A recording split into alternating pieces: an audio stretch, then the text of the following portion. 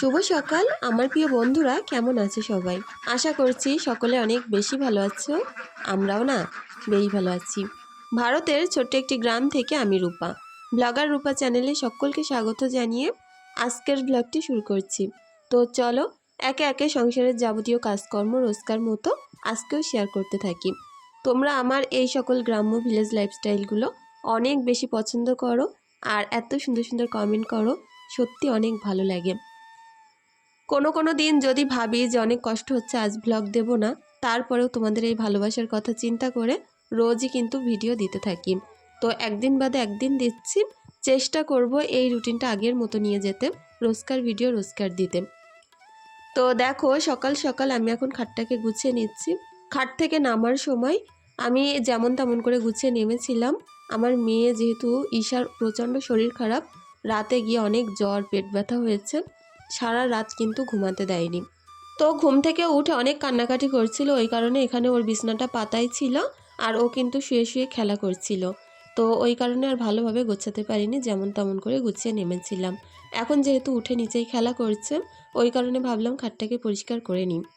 আর ওই ঘরটাও কিন্তু বাকি আছে। আজ আমি তোমাদের সাথে শেয়ার করব ডাইনিং রুম মেকওভার। আমার যেহেতু ডাইনিং রুম নেই, ওই কারণে যে জায়গায় আছে না কেন সেটাকে আমি ডাইনিং রুম বানিয়ে সুন্দর করে একটা সোফা বানিয়ে মেকওভার করব। তো অবশ্যই তোমরা পাশে থেকো, আশা করছি ভিডিওটি তোমাদের খুব ভালোই লাগবে। দেখো সুন্দর করে খাটটা গুছিয়ে নিচ্ছি।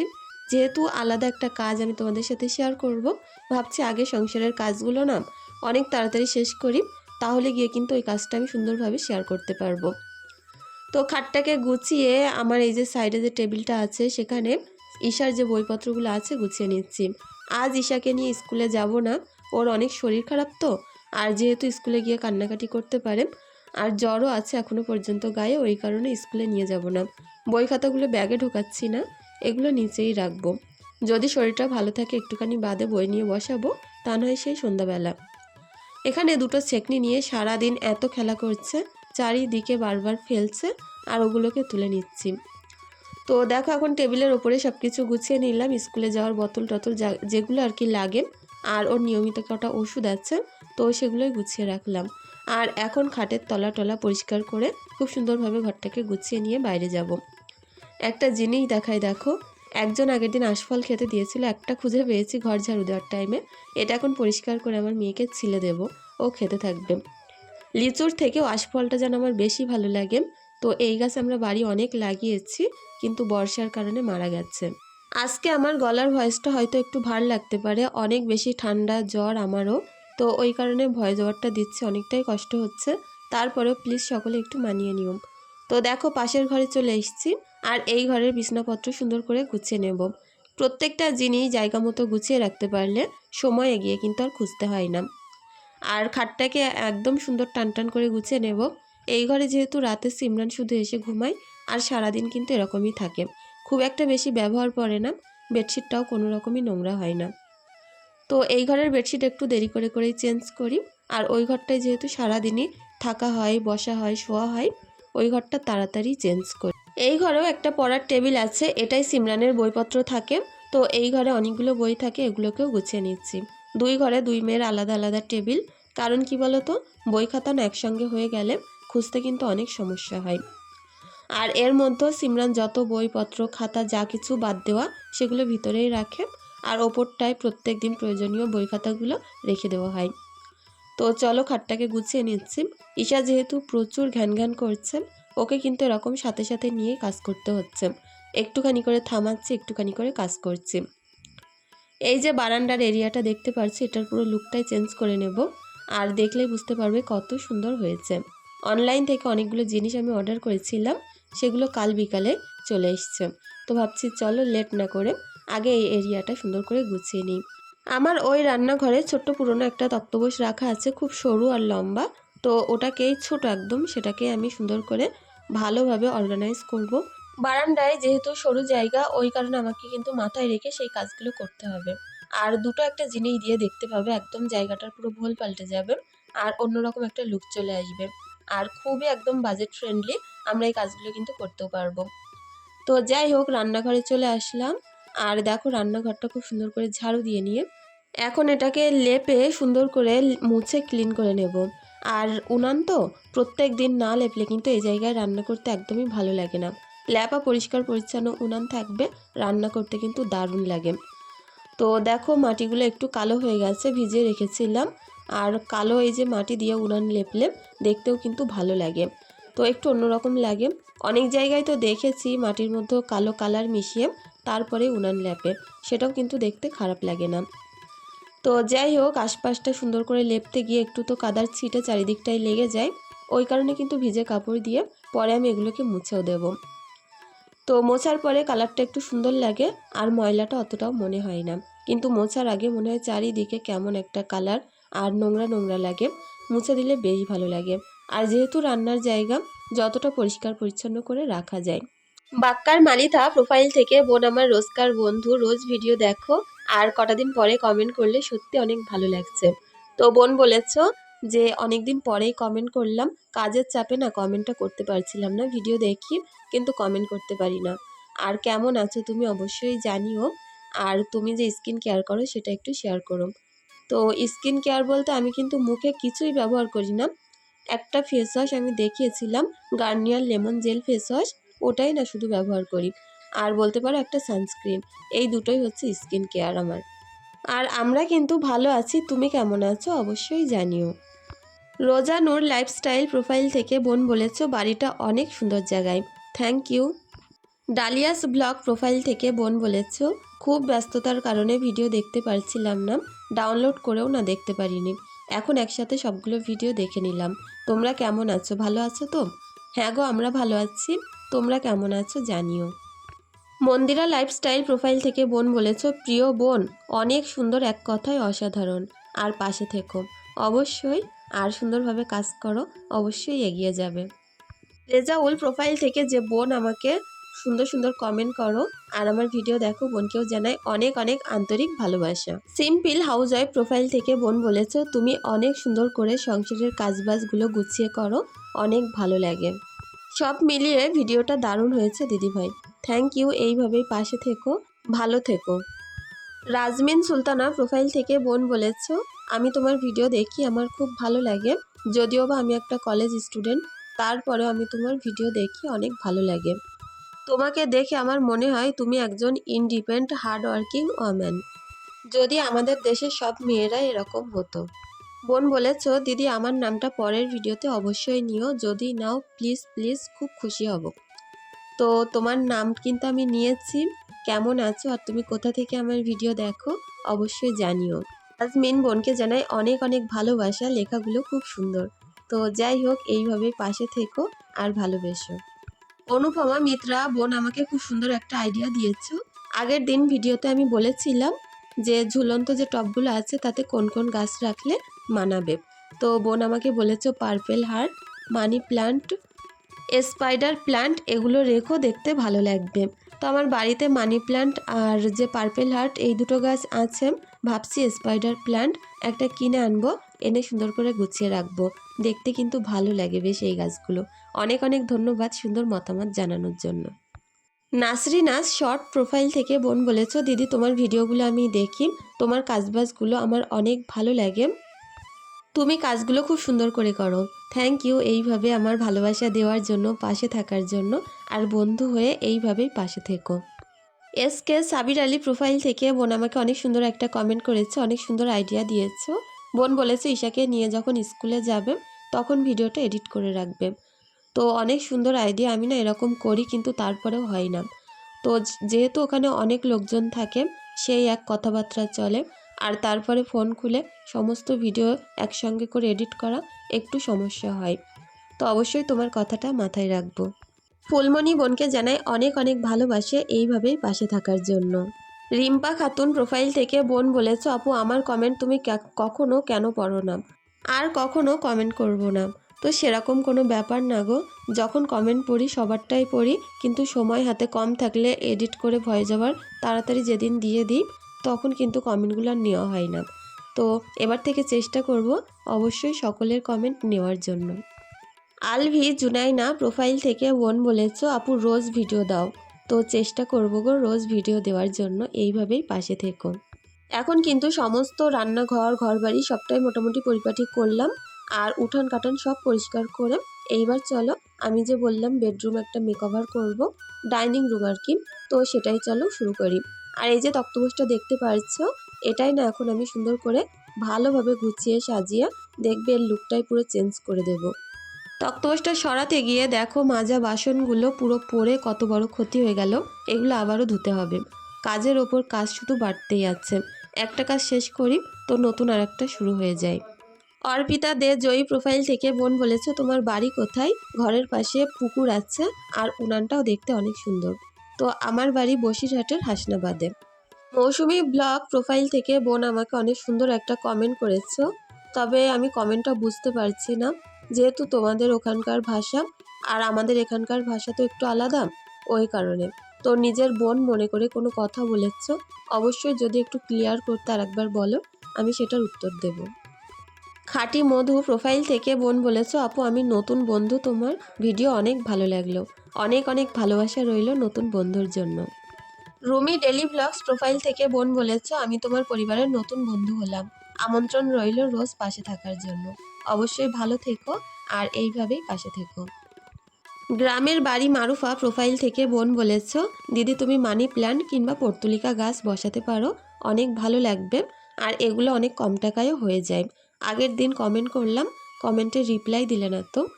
তো হয়তো আমি দেখিনি, কিংবা কমেন্টগুলো পরে যখন খুঁজেছি অনেক কমেন্ট না আর পাওয়া যায় না, ওই কারণে কমেন্টে রিপ্লাই দেওয়া হয়নি।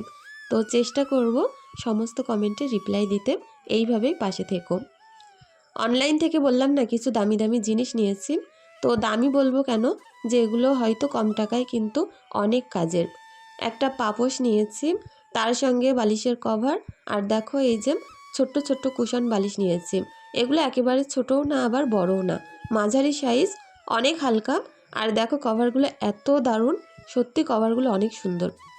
তো এগুলো আমি প্রত্যেকটা মিশো থেকে নিয়েছি, এত সুন্দর আসবে আমি সেটা কল্পনাও করতে পারিনি। তো প্রত্যেকটা কভার পরিয়ে নিই, তারপরে দেখে তোমরা সত্যি বলবে যে এটা কেমন হয়েছে।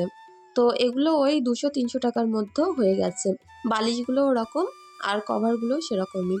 তো প্রচুর হালকা, এগুলো আমি যেখানে সেখানে ব্যবহার করতে পারবো। তো অনেক দিনের শখ ছিল কটা কুশন নেব, আর সেই শখটা অবশেষে কিন্তু পূরণ হলো। নিজের ইনকামের টাকা দিয়ে জিনিস কেনার কিন্তু মজাই আলাদা। তো আমি এই যে টুকটুক করে পয়সা গুছিয়ে রেখেছিলাম, আর সেই পয়সাগুলো দিয়ে এখন আমার শখের জিনিসগুলোকে পূরণ করছি। জানি না কখনো ডাইনিং রুম হবে কি না, কিন্তু এখন যতটুকুই আছে আমি সেটাকেই নিজের মনের মতো করে গুছিয়ে নেব। আমাদের মতো মধ্যবিত্ত, যাদের হাজব্যান্ডের ইনকাম অনেক কম, তো তাদের না সব কিছু শখ বললেই শখ না। কিছু কিছু জিনিস শখটাকে সাজিয়ে গুছিয়ে শখ করতে হয়। তো যেটা আমি চাই সেটা সেই মুহূর্তেই কিন্তু পাওয়া সম্ভব হয় না। তো দেখো তার জন্য সোফা তো কেনা এক্ষুনি সম্ভব না। এই যে ছোট্ট তক্তপোষটাকে সুন্দর করে সাজিয়ে গুছিয়ে সোফা বানিয়ে নিচ্ছি। আর এই জায়গাটা কিন্তু প্রচুর কাজে লাগে। এখানে বসে সন্ধ্যায় চা খাওয়া, গল্প করা, তার সঙ্গে বাচ্চাদের হাতের লেখা কমপ্লিট করে দেখা, এগুলো কিন্তু অনেক কাজে লাগবে।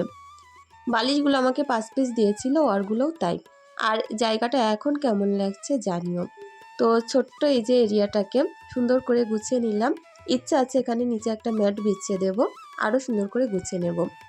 এর পেছনে কিন্তু একটা জানলা ছিল, জানলাটা অনেক খারাপ অবস্থা, একটা পর্দা দিয়ে কভার করে দিয়েছি। আর ওই যে তরমুজের মতো যে পাপোশটা আছে সেটাকে আমি নিচেই পেতে দিলাম।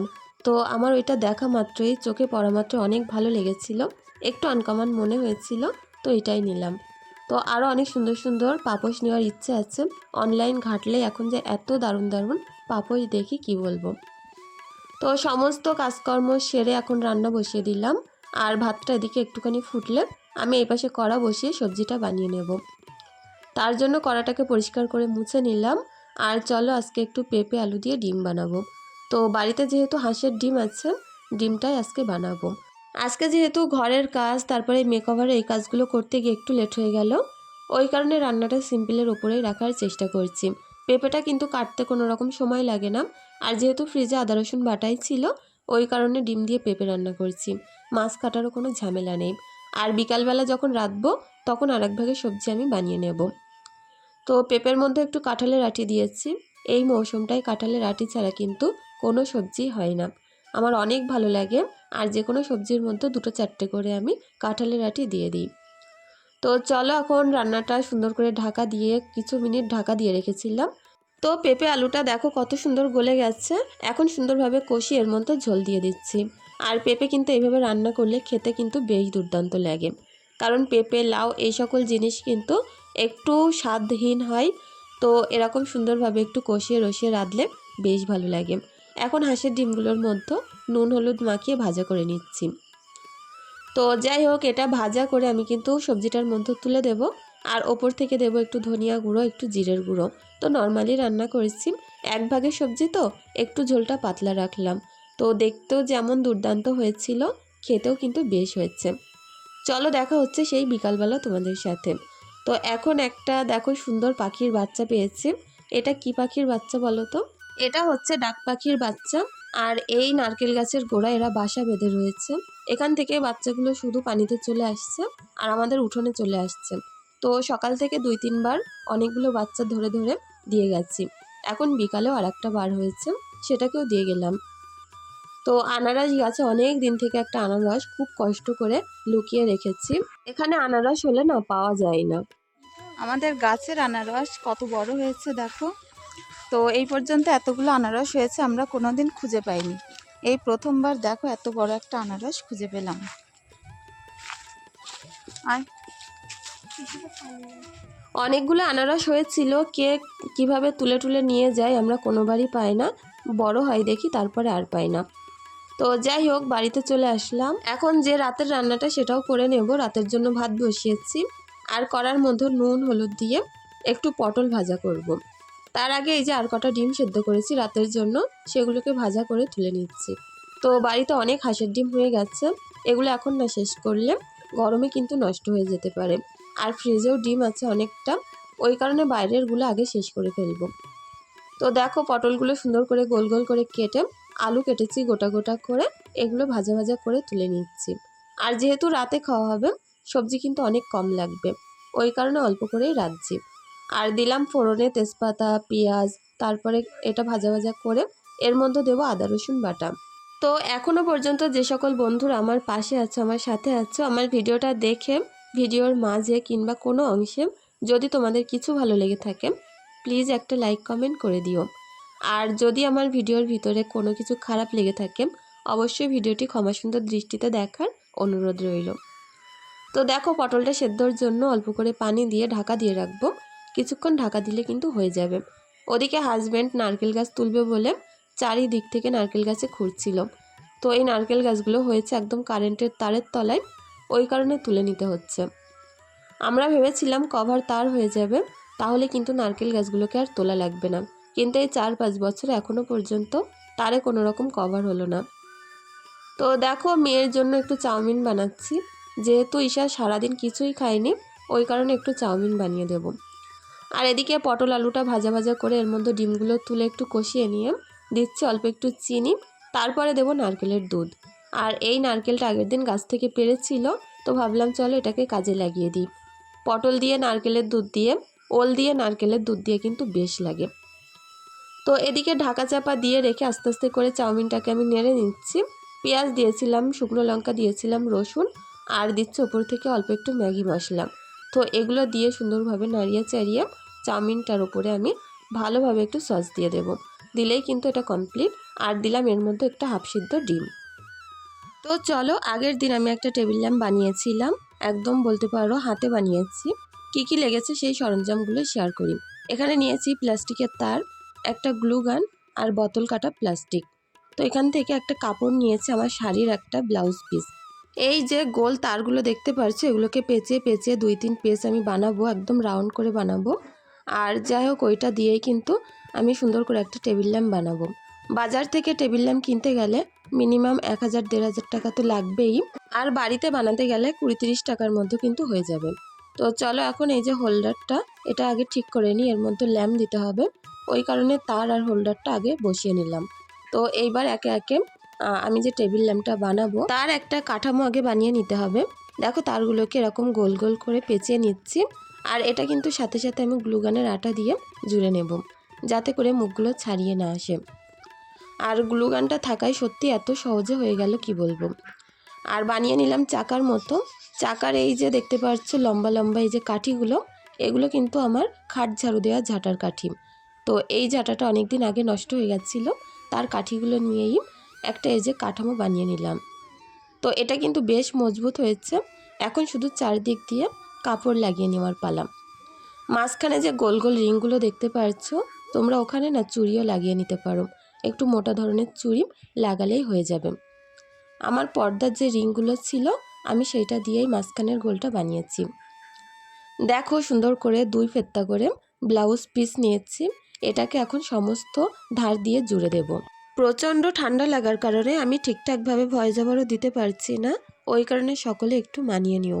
তো ভেবেছিলাম হয়তো আজ গলা বসে যাবে আর ভিডিওর ভয়েস ওভারই দিতে পারবো না, এতটা বেশি গলার অবস্থা খারাপ। তারপরেও বারবার চা গরম পানি খেয়ে খেয়ে একটু কমাচ্ছে। দেখো রাতে টেবিল ল্যাম্পটা জ্বালার পরে কিন্তু এরকম সুন্দর হয়েছে। তো চলো বন্ধুরা, আজকের ভিডিওটি এখানেই শেষ করছি। ধন্যবাদ।